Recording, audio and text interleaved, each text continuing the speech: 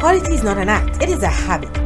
Hello, this is the Quality Link, brought to you by the Regional Network of Standard Setting Bodies, which make up the CARICOM Regional Organisation for Standards and Quality, CROSQ. Every month on the Quality Link, we present one national standards body, NSB, to explore, discuss, or just give an update on how individual NSBs are supporting quality of life and business growth through standards, conformity assessment, and the metrology.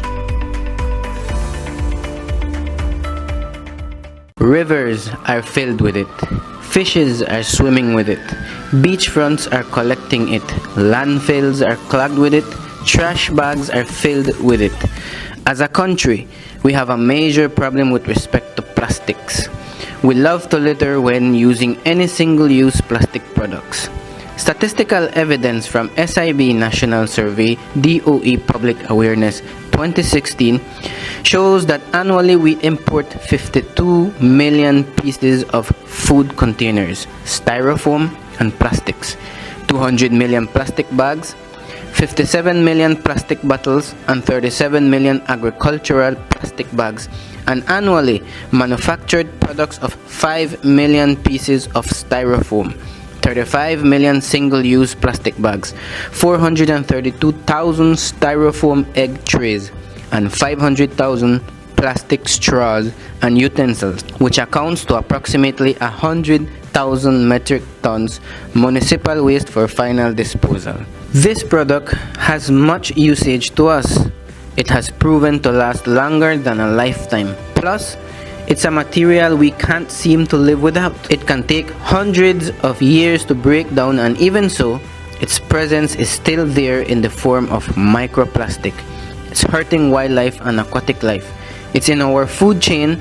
Plastic is everywhere. What are we doing about it? This month's episode of the Quality Link is being brought to you by the Belize Bureau of Standards. My name is Samantha Banner, the Consumer Protection and Education Officer, and today we have Mr. Donnie Marc Gonzales, one of our metrology technicians, who will be our host for this episode. He is being joined by Mr. Aldo Cansino from the Department of the Environment, who will be talking about how standards is helping to achieve the Sustainable Development Goals, in particular, looking at Belize's journey in the development of its biodegradable standards. Before we get into this interesting conversation on what led to the development of the standards, let's define what sustainable development is.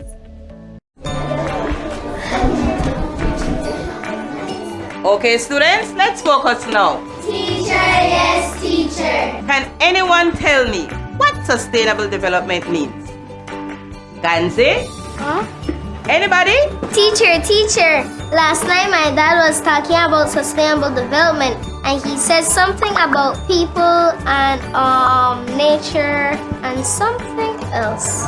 Oh, and money. That's good. But did you ask your dad what sustainable development really means? Yes, teacher, but he said I was too young to know what that is. Is it something bad? No, Barisha, it's not bad. It's delicious. Well, at least it looks delicious on the TV. Can I get some? No, Aldo. You're thinking about edible arrangements. That's what you saw, edible arrangement. Don't laugh, class. Some people get confused with sustainable development. But when we balance the three things Padisha said, we achieve sustainable development. What do you mean by balance, teacher? It is when people use only the resources they need from the forest, rivers, and sea and leave some resources to grow back again. But teacher, why do people cut down the nice trees that give us shade and kill the poor animals? Because people need wood to build houses, food to cook, and water to drink. But teacher, we have enough trees to get wood and enough plants and animals to get food. Good enough that we can sell them and make money. That may be so, Waldo. We need money to live. But if we use up all the resources, then there will be none left for our friends and families to see later. Do you think that's fair? No, teacher. That's being greedy. My mom always tells me to use what I need now and save for rainy days. Exactly. Teacher, if we take care of Belize's precious resources and practice sustainable development, we and our children can enjoy all of Belize. Now that you understand what the biodegradable standards is expected to achieve, let's hear from the gentleman. Mr. Gonzales? Can you tell us about the environmental protection, pollution from plastic regulations? Sure. The environmental protection, that particular legislation is at the DOE. It's called the plastics regs. Why the plastic regs? Well, it is the DOE's first attempt at managing single-use plastics.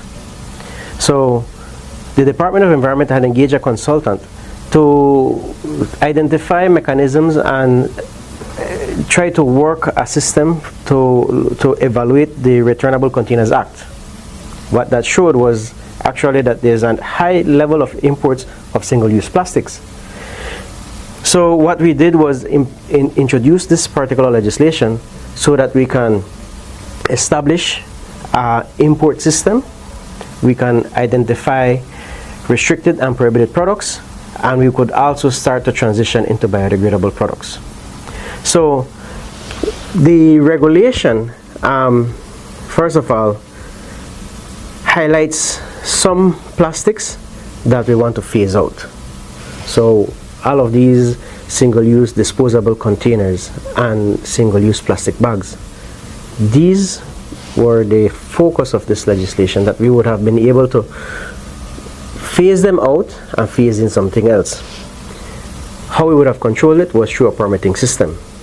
The permitting system would require that persons that either manufacture or import certain items would have to get a license from the DOE. For importers, that would mean that certain plastics would now require a permit. So the ideal bag, the Ziploc bags, the garbage bags, all of these things would be required. If you're going to import it, you would have to get a permit from the DOE. Similarly, if you were going to manufacture these items, you would also need to get a permit. We do have manufacturers that manufacture garbage bags, pong bags, the clear plastic bags. We had companies that used to make straw. We have companies that used to make t-shirt bags as well. So we had a local manufacturing sector, and so the idea of the legislation was start get information on what actually we're producing, how we're importing, and start to putting a mechanism that would allow for us to start regulating the sector with the aim of reducing our imports of certain products, start also looking at getting information so that then we can strengthen the Returnable Containers Act. So let me ask you this question then. Are all plastics prohibited? No, they're not. So remember I told you that the regulation transitions us into biodegradables. So the focus of the legislation really is short. It's very, very specific. So you're talking about disposable single-use cups, whether it be styrofoam or plastic. The single-use styrofoam or plastic trays, clamshells, hamburger clamshells, plates, and cutlery. As well, don't forget the t-shirt bag. The t-shirt bag is the only plastic bag that has been phased out, along with these other takeout items. The idea is that we have biodegradable alternatives for these, so we can transition these out. Now, when you're talking about your garbage bag, your pong bag, the bag that you would normally go at the shop and see your 5 pong rice or 5 pong flour, those are still okay. What you require to do if you're an importer is get a permit. For the other items, if it is going to be plastic, the DOE will not be able to issue a permit. We haven't been issuing permit for those since April of 2020. Yeah. So it also means that not all plastic bags, not all plastic containers, not all of these items are phasing out. The regular Ziploc and all of these things that can still come in with a permit. Even the plastic containers, the plastic cups that are reusable. Once the item is reusable, the utensils, you don't require, it's not prohibited. In some instances, it would have required a permit. That was creating some issues, so the law was actually amended, and with that amended, we kind of cleared out some of these items that were being captured that weren't necessarily the focus of the legislation. So that's the short and long of it. Okay, so let's say I want to import biodegradable, right? I believe there is an application process for that to be to come into effect, or yeah. So again, the regulation requires that you apply for biodegradables. What we're doing is we are registering products. So now the regulation speaks to a national standard. So this part, we do it in conjunction with the Belize Bureau of Standards. So if you want to import a biodegradable product, you can't just import a biodegradable product. You have to submit to the DOE a copy of your lab report. So you as the importer would have to communicate with your manufacturer, and they would have to provide to you the copy of the report wherein they have done tests to show that the item can biodegrade. The other thing is they have to include a report on the bio-based content, meaning how much organic matter it contains. So once you have these two things, you submit to the DOE. We have developed an application form that you would fill out your name, address, and some other information, and we would then submit that to the Bureau of Standards. The Bureau of Standards would then review that based on the standard, and they would advise us whether the products based on these tests are within the standard, fall within the standard. If it does, then we register the product, and then every time you want to apply, you would have to submit an application online. We have an online portal, www.opal.doe.gov.bz, wherein you register and then you apply for your biodegradable product. So in there you would have to include a copy of your invoice, and there's also a $25 fee that you pay at the Treasury Department. You upload those, and once you submit that, the Department of Environment gets it, we review it. If it meets, if everything matches, we will grant you the permit. And that really is how you would go about it. It's a two-step process. So once you register, then you can import that particular item. So if you register this brand, for example, you will be allowed to bring in this brand. You can't bring in a Yeti, because the permit, you're getting a permit, but the permits will say Department of Environment. It is very specific because you registered a product. So, and all of this now is done online, so you don't have to necessarily come to the offices of the Department of Environment. You submit through the email, and then you apply through the OPAL. And so we're moving towards this digital agenda and just digital profiles, where we're trying to facilitate the trade and making our consumers or our customers be able to apply online. Very interesting conversation there on the pollutions regulations and the system in place to address the phasing out of single-use plastics in Belize, and the process that is in place as it relates to the importation of biodegradable products. Now it's time we talk standards. Let me introduce you to one of our standards officer, Mr. Salim Ho. For those who have not heard about standards or even know the importance of standards, how can you relate that to us? Alright, so the simplest way that I could put this is, in our daily lives, there are many products that we use that relies or is built from standards, making it vital for our commerce, our transportation system, even the technologies that we use every day. Now, you see, standards are everywhere, all right? This is what makes our life easy. even though might not have ever heard of them. We don't even know they're there, but they are there to set structure to our lives. Now, traditionally there are two types of standards. There's the consensus standard, which is voluntary, meaning is not required by law to be implemented. However, nothing stops you from implementing it in your products, your services, in your business, because then you are better off. What that creates is confidence in what you're providing. It creates trust for your customers, which in effect would give loyalty, no? So then, apart from that, then there are the standards that become mandatory, which are incorporated into the regulations. So you're telling me that the world cannot operate, cannot function without a standard or standard. Okay. Before I answer that, I'll ask you a question to put it into perspective. Okay?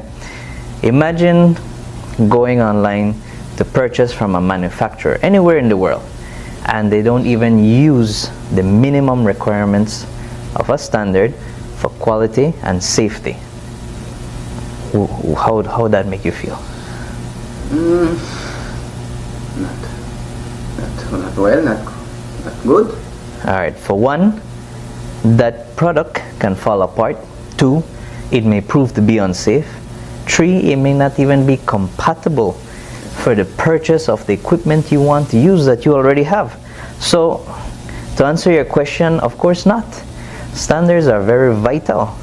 They keep everything around us, and we may not even know. It gives structure to our lives, even though we don't know. So everything runs normal around us, not even knowing that in the background, standards is doing a lot. Alright, so just as we're seeing now with the impact of plastics, right? An entity engages the Bureau and asks for the development of a standard, which what we're talking about today is the biodegradable standards.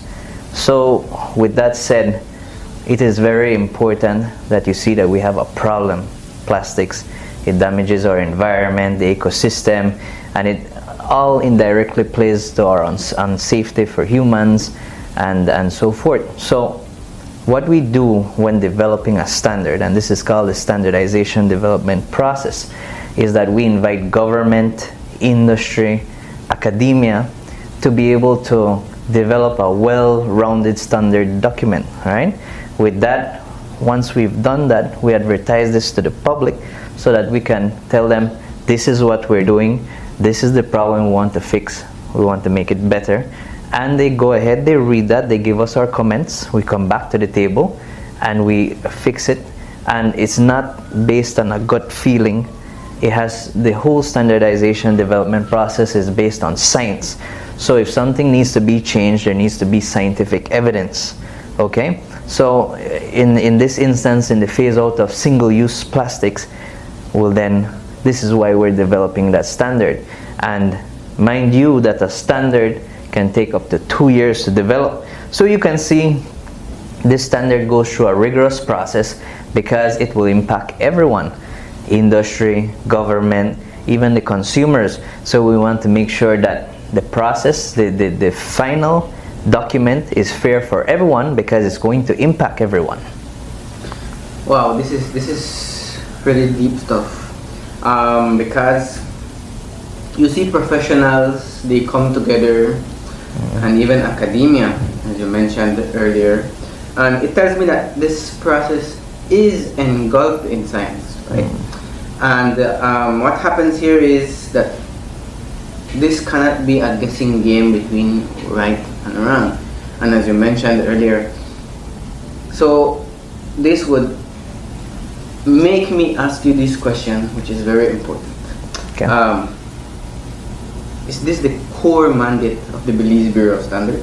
So this is one of the many core mandates of the Bureau to develop standards along its respective technical committee members in the guidance. You see, when we develop the biodegradable standards, it's like the process I told you before, but there can be times where we do get stuck and we do need the guidance of a professional. With the international and regional partners that the Belize Bureau of Standards have, In that case, we were able to afford to bring one down to be able to help us that specializes in biodegradable products. So with that said, then we could move forward, because remember, we want this standard document, once it's signed, and it's a mandatory standard that everyone will be impacted by. You want to make sure that it makes sense and that it's fair for all users. I believe what an impact a standard can have, right? Especially when you have brilliant minds. And when we have that essential factor in this case right here, and even experience in the industry, where they come together and develop this document, right? You mentioned earlier it takes approximately 2 years, and that is for the benefit of the country and also benefit for the people. So then it would force me to ask, or triggers my curiosity. If we have a regulation, right? What is the effect of this standard on it? Alright, so one thing is to have the regulation, but when you develop a standard for it, what it does is it empowers the regulation, it ensures compliance to it. You see also the outcome of the standard, apart from that, is that it's like a guideline that it shows the importers and the manufacturers what are the parameters, what are the specifications they need to know, so that they know what type of right biodegradable products they need to import in the country. Also the right type of raw materials when producing that final product. So it's very important. It's like an instruction manual. It is clear that standards gives instructions to the user and guides them, right? What to do, instead of giving them a law and telling them what to produce or what to import. We understand that part, as you mentioned earlier. So my question right here would be, what is to be done for me to know that what this product is saying it is what it is saying that it is? Okay. You see, since we were the first to develop the standards in the region, and in the absence of in-country testing, then we had to strategize a way that we can check that it is what it is, that it is biodegradable. And through the standard, what we created was a system that asks for a dossier of documents, certificates that can prove to us, so that when we evaluate it against the standard, that it is what we're asking for to enter into the country, right? Whether it be imported or whether it be the raw materials that produces that biodegradable product.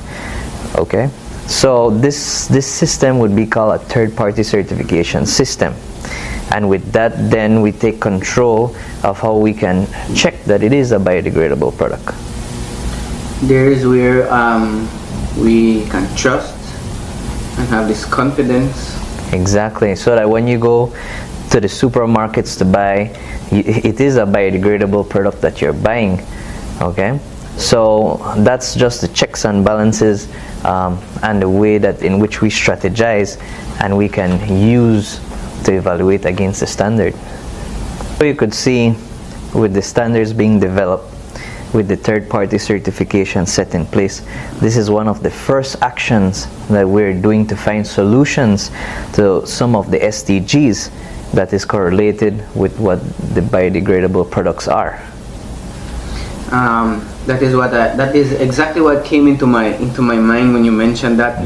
It's most definitely starting to lead us into the path of obtaining these solutions for the SDGs, and later on I will come to which ones is specific, right?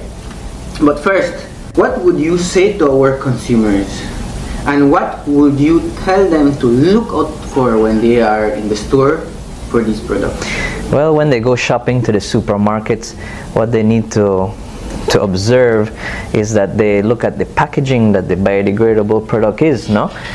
As you could see, what they would have here is well, it'll have more information than this, but what you want to do is look at the label that's on it to make sure that, one, they can see that it biodegrades within 365 days, and two, that it has no less than 50% bio-based content. Now, what I mean by bio-based content, it can mean sugars, starch, protein, wood and natural fibers, and so forth.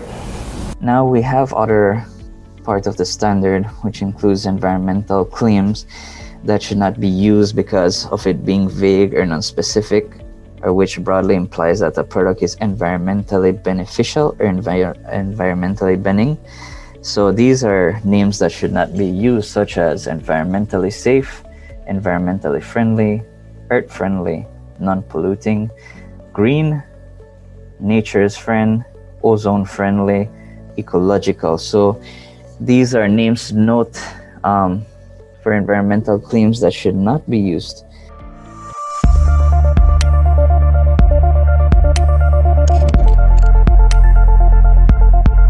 Biodegradable plastics.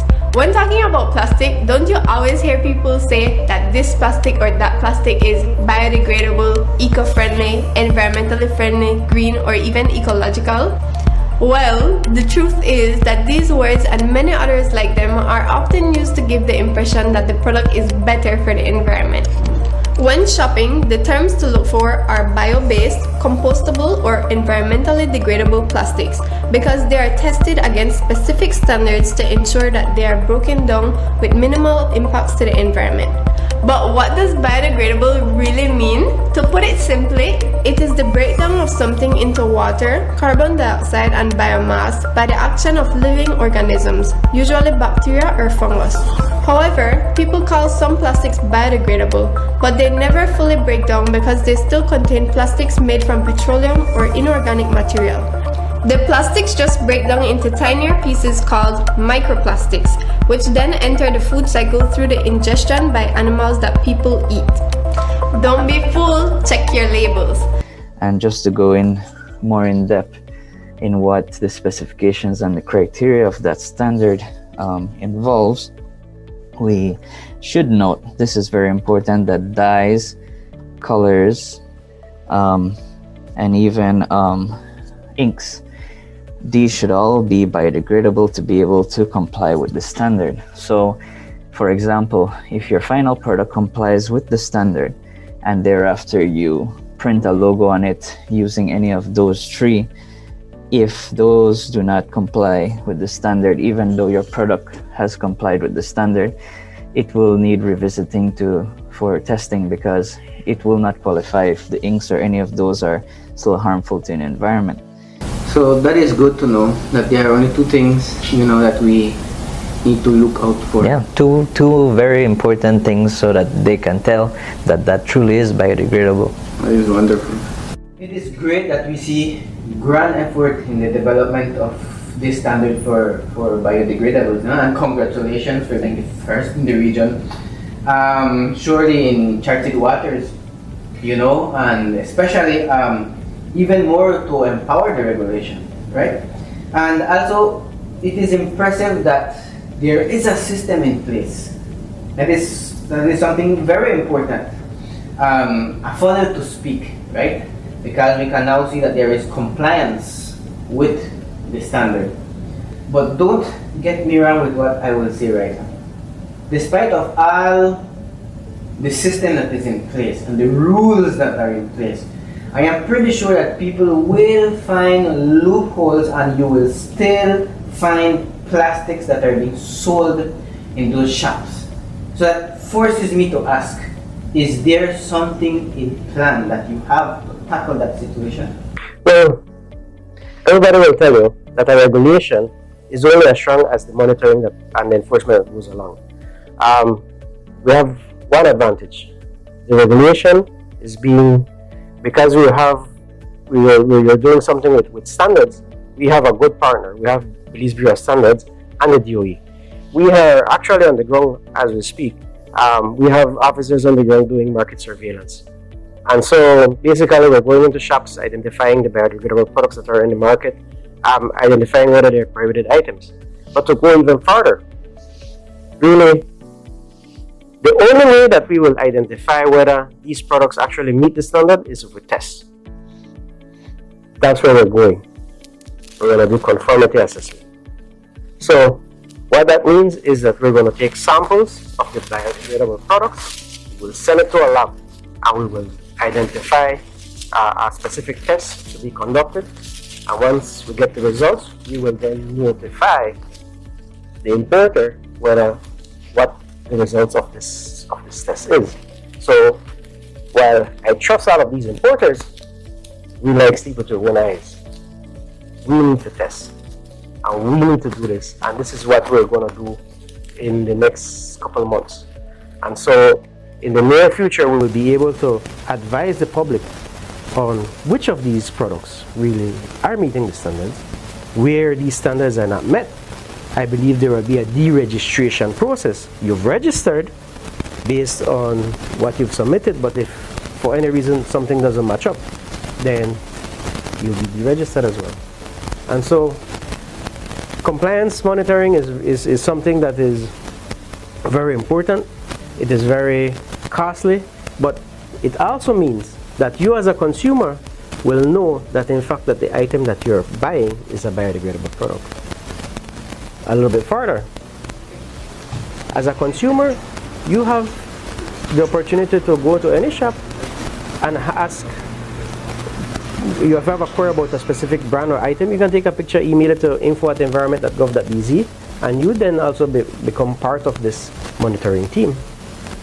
So it's something that we have the DOE and Bureau, and then the consumer also has a part to play, right? So like Aldo mentioned with the surveillance activities, that would be the second action that we take in pursuit of solutions to the SDGs.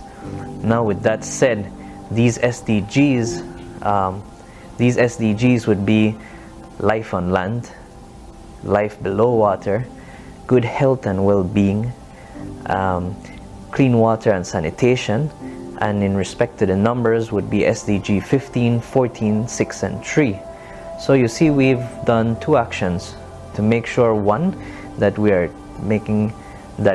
checking what's being imported into the country and what is being produced to make sure that they are biodegradable and they are the type of biodegradable that the standard requires for the country. Closing loopholes that we do that surveillance to make sure we check the shelves that no more plastics are being sold. Secondly, the biodegradables that are on there, that they have been registered. And thirdly, if there are other biodegradables there that have not been registered, we note that so that we can come back later on. And with that said, we make it a safer environment for the country of Belize, and it becomes safe for us so that we may have a better Belize today and for our future. We stand united to work together to accelerate the 2030 agenda with standards for the SDGs and a shared vision for a better world. Thank you for joining the Belize Bureau of Standards as we bring to you another episode of the Quality Link. For more information, feel free to contact us at bbs@btl.net, like us on Facebook, or visit our website at www.bbs.gov.bz.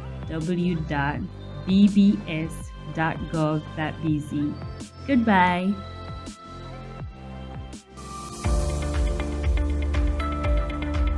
This has been a production of the CROSQ's Marketing, Information, Knowledge Management and Education Committee. Join us next time for another episode of The Quality Link.